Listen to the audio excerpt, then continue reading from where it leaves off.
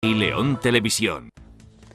Señoras, señores, ¿qué tal están? Los 25.000 usuarios del servicio de teleasistencia pueden respirar tranquilos. Después de que el Inserso dejara de financiarlo, la Junta se ha hecho cargo del 65% del coste.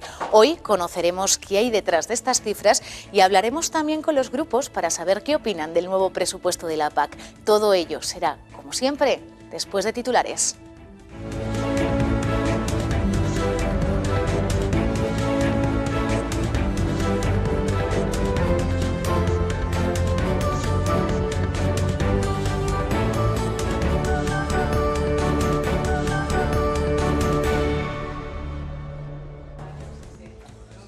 La Consejería de Sanidad trabaja en una nueva estrategia con la que pretende mejorar la atención a los pacientes crónicos. Con ella tratará de que se impliquen más en su autocuidado y que los profesionales sanitarios tengan más formación, aunque la oposición cree que no va a funcionar porque carece de financiación.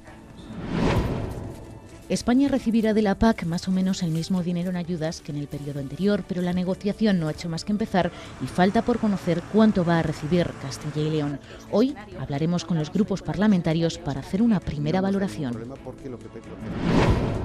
El seleccionador español Vicente del Bosque recibirá la Medalla de Oro de las Cortes, la más alta distinción honorífica que entrega este Parlamento. La tienen el Rey, los expresidentes de la Junta y todos los municipios de Castilla y León. Las negociaciones de la PAC no han hecho más que empezar. España recibirá para el periodo 2014-2020 una cantidad ligeramente superior a la de años anteriores, 286 millones de euros en ayudas directas. Pero aún falta por concretar lo que percibirá Castilla y León, una comunidad en la que la agricultura y la ganadería tiene un peso muy importante. Para conocer este escenario, contamos hoy con la presencia de Óscar Reguera, portavoz del Partido Popular en la Comisión de Agricultura y Ganadería. Buenas tardes. Buenas tardes. Bienvenido a nuestras Cortes. Muchas gracias. Y Ana Sánchez, portavoz del Partido Socialista, también en la Comisión de Agricultura y Ganadería. Buenas tardes. Muy buenas tardes.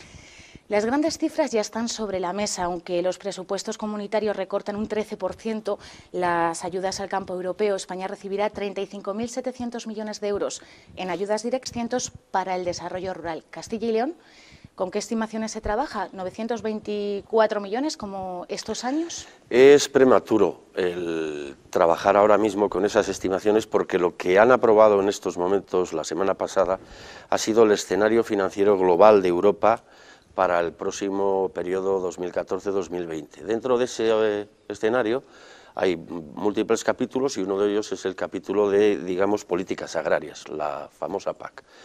Desde el punto de vista del acuerdo arrancado, hay que, por un lado, y lo digo desde el corazón agrario que todos tenemos, incluso la portavoz aquí presente del Grupo Socialista, hay que censurar desde la óptica europea el hecho de que, por primera vez, dada la coyuntura económica general, el presupuesto europeo se ha reducido.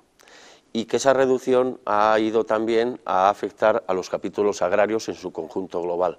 Eso es censurable, seguimos estimando que Europa debe prosperar no a base del esfuerzo del sector agrario, sino a base de recursos financieros obtenidos para otras políticas, pero no necesariamente a través de los capítulos agrarios. Pero dentro de esa censura y dentro de ese escenario de reducción, sí tenemos que decir que la repercusión, según las primeras estimaciones que va a tener para España, es una aproximación al mantenimiento del nivel de ayudas que hasta este momento venimos percibiendo. A partir de este momento es cuando verdaderamente se va a empezar a hablar de cómo se matiza la reforma de la PAC y cómo ésta se distribuye a través de sobres en los Estados miembros y los Estados miembros a ayudar a los distintos tipos de agriculturas que coexisten en los Estados miembros, entre ellos España.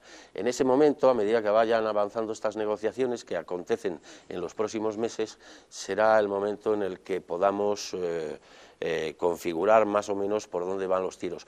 De cualquier manera, el empiece es razonablemente esperanzador para seguir manteniendo un nivel de apoyo similar al que hemos venido percibiendo.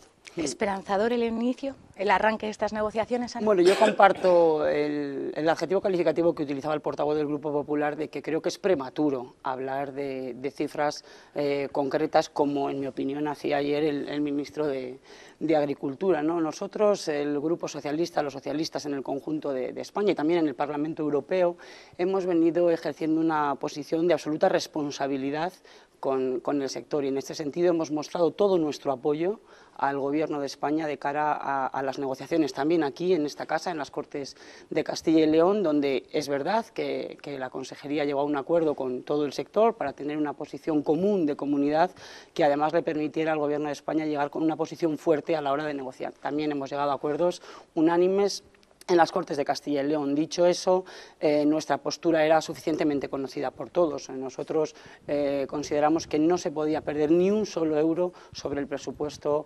actual, el que existe en la actualidad. El último presupuesto que conocimos en junio de 2011 ya había una rebaja del 9%, calificada por todos como inadmisible, incluido el Grupo Popular. ¿Cuál es lo que nos preocupa en este momento?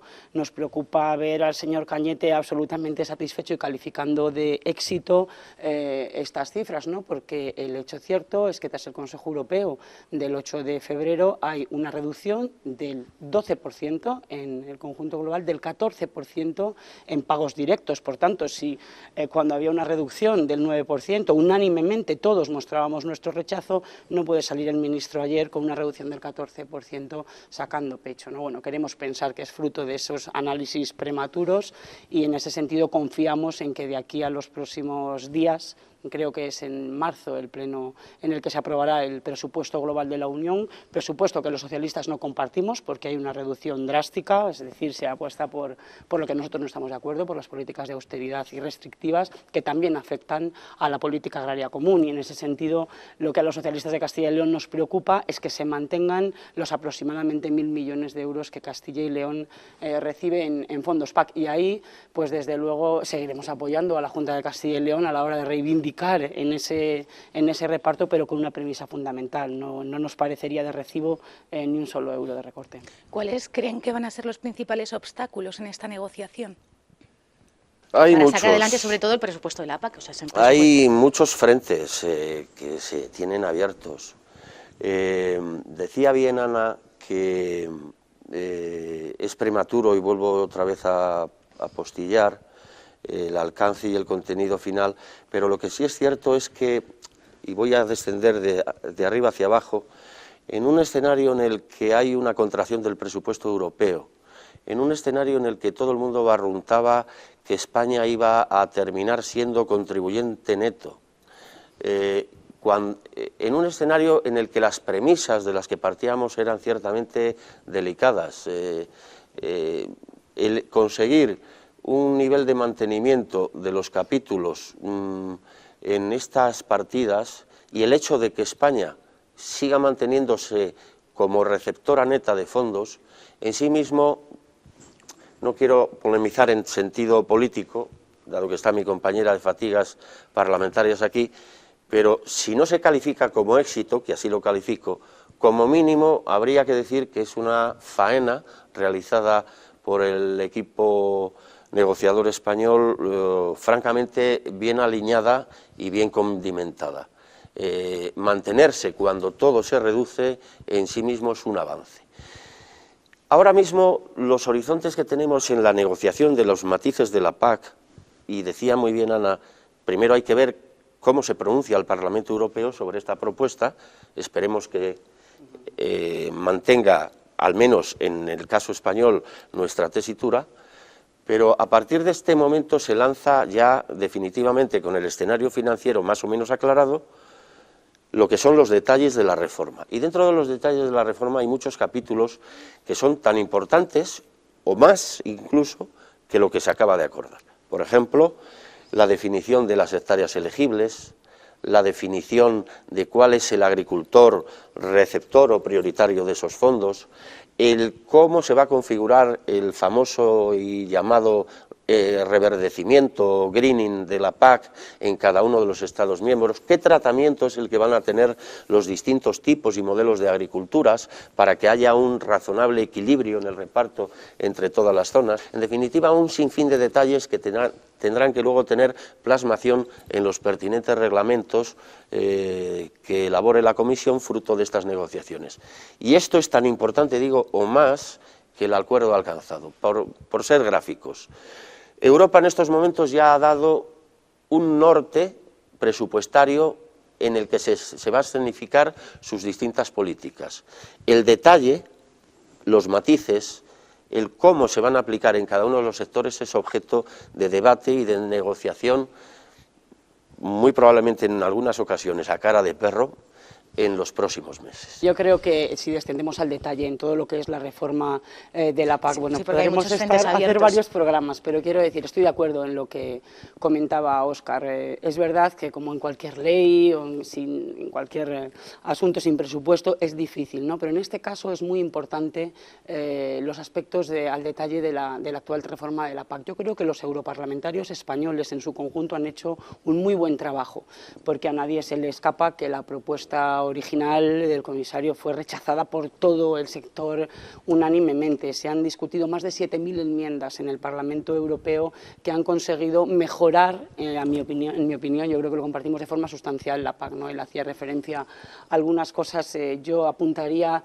a la ganadería, por ejemplo, es una de las grandes olvidadas en su propuesta inicial, ¿no? Los europarlamentarios españoles me consta que han hecho un fuerte impulso para incrementar, por ejemplo, los pagos acoplados que venían en una propuesta originaria de hasta un 10% hasta un 15%, ¿no?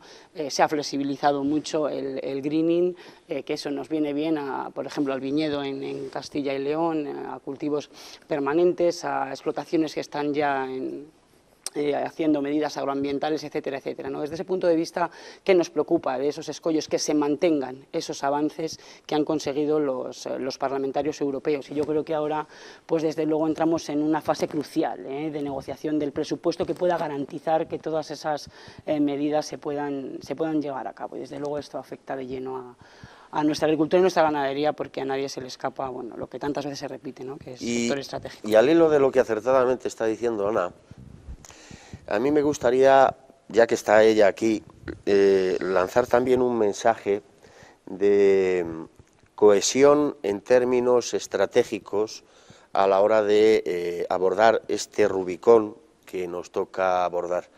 Decía ella al principio de su intervención que el Grupo Socialista, el Grupo Popular, los grupos de las Cortes en pleno, hemos venido cerrando filas con unanimidad en aspectos que son inusitadamente importantes para los devenires del campo de nuestra comunidad. Por ejemplo, este ha sido uno, los asuntos relativos a la configuración del anteproyecto de ley agraria que se ha presentado recientemente, o por una cosa más reciente, el problema de la norma de calidad del ibérico, ¿verdad? Y yo creo que es un camino adecuado para que tiempo habrá, a posteriori, una vez que hayan finalizado todos los procesos, para que cada uno expresemos desde un punto de vista parlamentario, ideológico distinto, pues el parecer a favor o en contra, porque el debate siempre es bien recibido y además es sano en democracia. Pero hay momentos en los que las posturas de comunidad, las posturas de Estado, las posturas en las que se cierran filas los grupos políticos que en definitiva representan al conjunto de los ciudadanos de este país, que van a estar afectados directa o indirectamente por estas medidas, son enormemente importantes porque irradian una posición sólida de Estado ante aquellos que nos ven y con aquellos con los que nos toca negociar. Yo solo puedo decir que a los socialistas nos hubiera gustado encontrar el mismo apoyo en otras ocasiones cuando éramos gobiernos, pero que comparto que hay algunos asuntos que son cuestiones de Estado, como es la política agraria, como eso nos obedece para que en las Cortes de Castilla y León difiramos muchas veces sobre los asuntos propios de la comunidad. Lógicamente hay mucho de qué hablar en este tema, pero como no tenemos mucho tiempo, no me gustaría despedirme sin conocer su opinión, porque aquí en Castilla y León también se está trabajando en el anteproyecto de ley agraria que acaba de aprobar el Consejo de Gobierno. ¿Qué valoración hacen? Porque es un anteproyecto que crea figuras importantes como la del defensor del equilibrio, crea el denominado banco de tierras para quien quiera trabajarlas. Vamos a ver.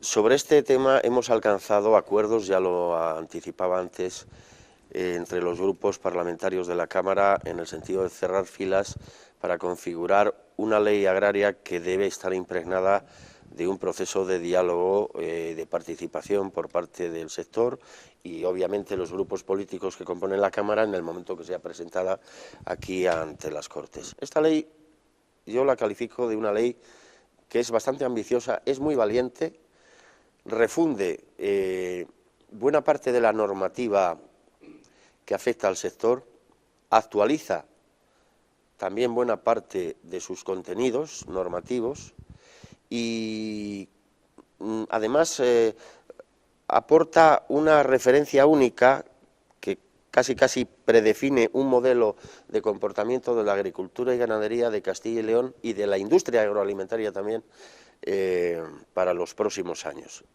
Bueno, pues en nuestra opinión esta es una de las leyes más importantes de la legislatura. En nuestro juicio llega tarde, pero nunca es tarde si la dicha es buena. Nosotros queremos también que sea una ley que nazca del consenso y del diálogo con el sector. Por eso nos preocupó un poco en origen conocer detalles de la ley a través de ustedes, de los medios de comunicación y no por los cauces oficiales. Bueno, pasado ese trámite, hoy nos consta que está reunido el Consejo Regional Agrario, donde ya la están abordando con las organizaciones profesionales agrarias y una vez entre con toda la oficialidad en esta casa, pues desde luego será una ley para el Grupo Parlamentario Socialista muy importante porque aborda de una forma decidida un poco adaptar el sector a la realidad que se está viviendo y que en muchos casos hay aspectos que estaban en un limbo jurídico, que no encontraba un marco donde regularse, ¿no? Hacía usted referencia al Banco de Tierras, que suena muy bien. Yo no voy a hablar de puntos concretos de la ley porque hemos echado un vistazo muy rápido, ¿no? Pero que será una ley que no valdrá para nada si no viene acompañada de una ficha financiera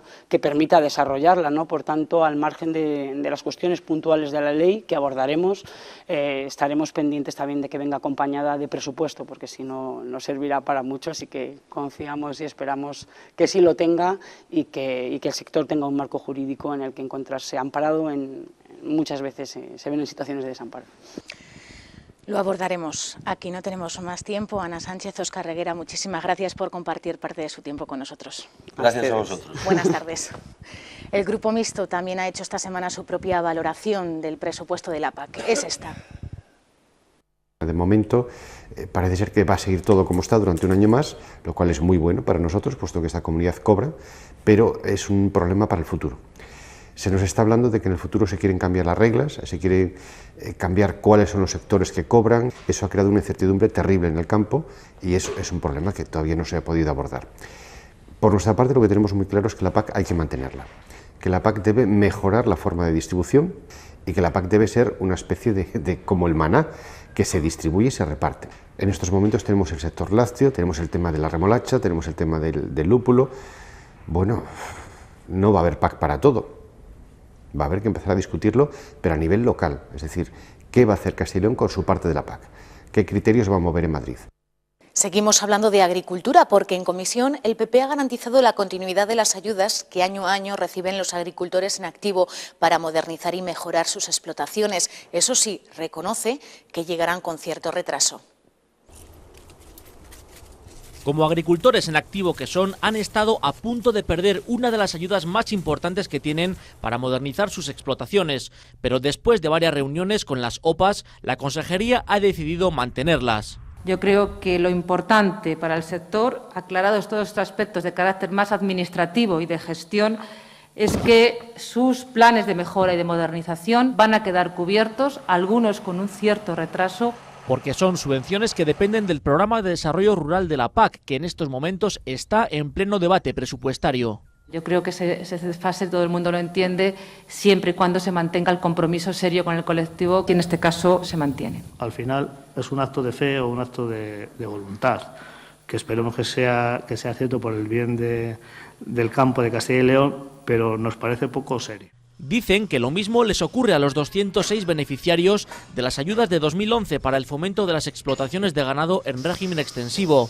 Aunque ya están resueltas, llevan más de un año esperándolas. Y ahora veremos cuándo se les va a abonar o no. Por eso presentamos esta proposición no de ley. Que insta a la Junta a convocar las ayudas de 2013 cuanto antes para evitar estos retrasos. Pero la proposición ha caído en saco roto. Mire, señoría, de donde no hay no se puede sacar y solo esperamos que este tipo de medidas duren poco. Ojalá sea la última y que todos estos sacrificios sirvan para que esta sociedad supere estos momentos difíciles. En los últimos 12 años, la Junta ha destinado a estas ayudas 32 millones de euros.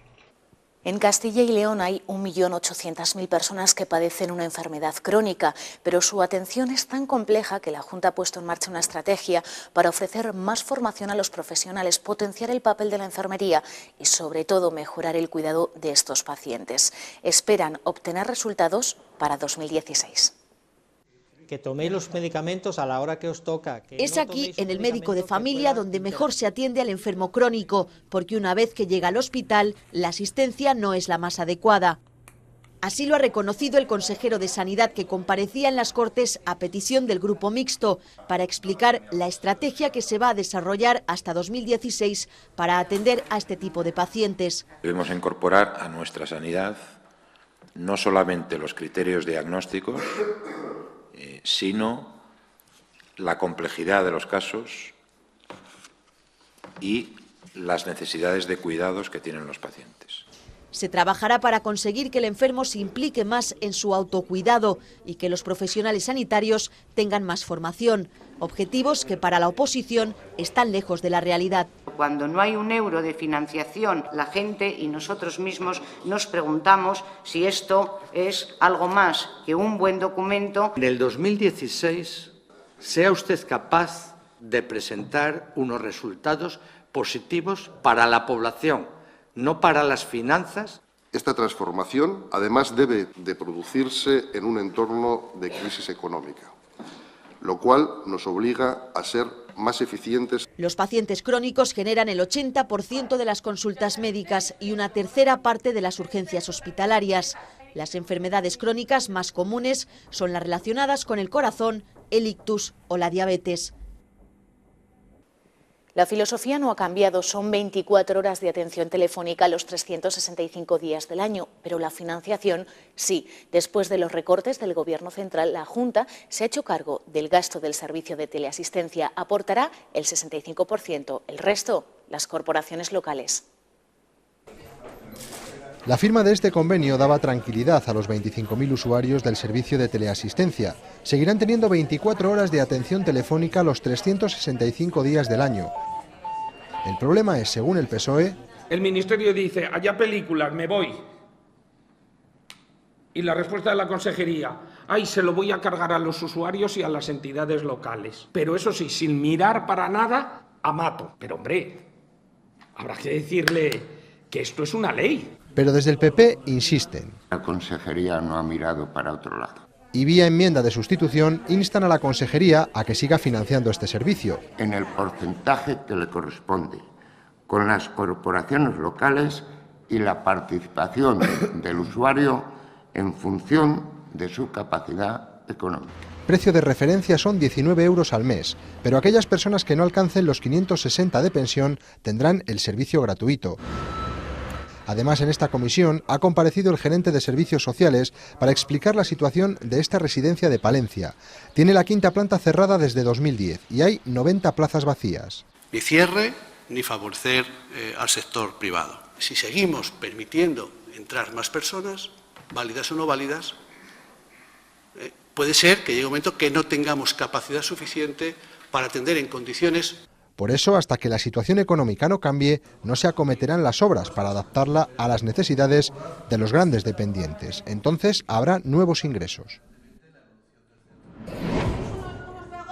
También se adapta, en palabras del Partido Popular, el cobro en los programas Madrugadores y Tarde en el Cole a la normativa de la comunidad, alusiones a las familias y a la crisis en el debate de la proposición no de ley presentada por la oposición para la supresión de este copago. Expulsa del sistema de ayudas a las familias que más lo necesitan. La PNL no ha salido adelante, la crisis ha sido un argumento para su presentación, también para el voto en contra. Es así donde en este momento se está consiguiendo lo que se está consiguiendo para salvar las situaciones.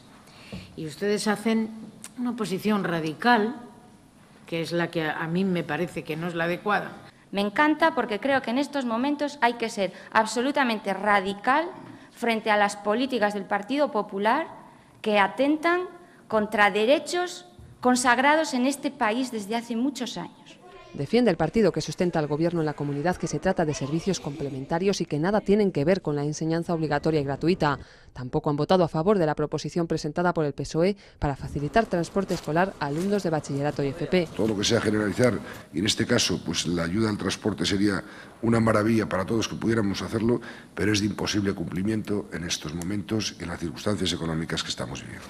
A esto podemos seguir mirando para otro lado y los jóvenes que entonces abandonan o que tienen esas dificultades dentro de 10 años tendrán unas perspectivas laborales mucho peores, o podemos cuanto antes poner remedio. Sí ha habido acuerdo en instar a la Junta para que promocione el centro escolar El Puente de Ciudad Rodrigo para que logre aumentar su alumnado. 297 humedales, 297 planes específicos. Es la propuesta que llevaba el PSOE a la Comisión de Fomento en un nuevo intento de proteger estas zonas de especial importancia ecológica, pero de nuevo se encontraban con el rechazo del Partido Popular. Su alternativa está en el Plan Director Red Natura 2000, en el que ya está trabajando la Junta. El PSOE regresaba a la Comisión de Fomento con la misma petición que la semana pasada. Las Cortes de Castilla y León instan a la Junta de Castilla y León a la elaboración de los planes de uso y gestión específicos de las zonas húmedas. En esta ocasión, las de Burgos, Palencia y León. Zonas de especial importancia ecológica que, a su juicio, no están bien gestionadas por la falta de voluntad de la Junta. Lamentablemente, algunos de estos enclaves han desaparecido o se encuentran muy perturbados como consecuencia de la intensificación de las actividades agrícolas. Argumentos que no convencieron a la oposición, todo lo contrario. Yo exijo, señor presidente, que aquí el Grupo Parlamentario Socialista haga una mención expresa en defensa de los agricultores y ganaderos de esta comunidad, disipando esa acusación velada e implícita que se ha vertido en esta comisión en el sentido de que son los responsables de la contaminación de los humedales de esta comunidad autónoma. Así que, por alusiones, es imposible rectificar lo que no se ha dicho. No confunda lo que le decimos a la Junta y no trate de tergiversar. Yo lo que le digo es que es evidente esa falta de impulso por parte de la Junta de Castilla y León. Mientras no haya planes de uso y gestión, claro que puede haber actividades humanas que estén perjudicando notablemente a los humedales. Al final, 5 votos a favor y 9 en contra. En su rechazo, el PP volvía a recordar que la Consejería ya trabaja en un instrumento de protección mucho más amplio. Es el Plan Director Red Natura 2000. Consideramos más adecuado aprovechar este tipo de planificaciones más amplias para dotar de los adecuados instrumentos de planificación y gestión a las zonas húmedas catalogadas que coinciden con ellos. Y si algún humedal no tiene cabida en él, entonces sí, tendrá su propio plan. Falta poco más de una semana para conmemorar el 30 aniversario de nuestro Estatuto de Autonomía, pero los actos se suceden y las declaraciones también. Desde el Museo de la Transición de Ávila, durante una conferencia organizada por el norte de Castilla, la presidenta de las Cortes reconoció que ha habido errores, pero insistiendo en el autonomismo útil, rechazó cualquier proceso de recentralización. Nos encontramos en un enclave, en una encrucijada. Prácticamente todo el entramado institucional que se construyó durante la transición española está siendo hoy cuestionado, poniéndose de manifiesto las deficiencias del sistema del que entonces nos dotamos, lo cual, a mi juicio, no sería malo en sí mismo si no fuera por los efectos que pudiera tener sobre la recuperación económica y si junto con la crítica no se promovieran transformaciones esenciales. En mi opinión, lo que han fallado no han sido tanto las instituciones democráticas diseñadas con acierto en 1978 como el ejercicio que hemos hecho de ellas durante estos 35 años. La medalla de oro es la más alta distinción honorífica que entrega el Parlamento y este año ha recaído en Vicente del Bosque. La Mesa de las Cortes así lo ha decidido por unanimidad en reconocimiento a toda su trayectoria profesional. Nadie ha ganado más que él. Nunca antes un entrenador había sido capaz de aglutinar bajo un mismo currículum un Mundial, una Eurocopa y 2 Ligas de Campeones. A sus 62 años, Vicente del Bosque, el hombre tranquilo, ya es toda una leyenda, capaz de conducir a la selección española hasta el mismísimo Olimpo del fútbol mundial. Ligado como jugador al Real Madrid desde finales de los 70 hasta mediados de los 80 y técnico durante la época dorada del club a principios de siglo, el salmantino consiguió trasladar su exitosa receta también al equipo nacional. Triunfos históricos que, sin embargo, asume con naturalidad, la que le imprime su carácter castellano y leonés. Austero, tranquilos, a lo mejor nos hemos dado mucho a la euforia, pero yo por lo menos me considero que a mí me ha marcado mucho en donde he nacido, claro. Desde aquella mágica noche de julio en Johannesburgo, no ha parado de recibir homenajes y reconocimientos por toda la geografía nacional. El siguiente será en su tierra, en Castilla y León, cuando el próximo día 25 se le imponga la medalla de oro del Parlamento Autonómico. La Fundación Villalar también aportará su granito de arena a esta celebración con una carrera popular. Se celebrará el domingo 24 de febrero en Valladolid y en ella podrán participar todos los que lo deseen. A las 11:30 se convocará a los adultos para una prueba que tiene 5 kilómetros de longitud por los alrededores del edificio de las Cortes. Las competiciones infantiles arrancarán más tarde, a las 12:15. Este evento coincide además con las jornadas de puertas abiertas de este Parlamento. Llamar a Villalar, llamar a los castellanos y leoneses, hacer un llamamiento también a través de la actividad deportiva a los castellanos y leoneses a celebrar el Día de la Comunidad Autónoma, a celebrar Villalar. No nos queremos despedir sin antes anunciarles que la próxima semana nuestras Cortes tendrán unos protagonistas de excepción, niños de 10 y 11 años que plantearán sus preguntas a los portavoces de los 3 grupos parlamentarios. Hasta entonces, sean felices. Adiós.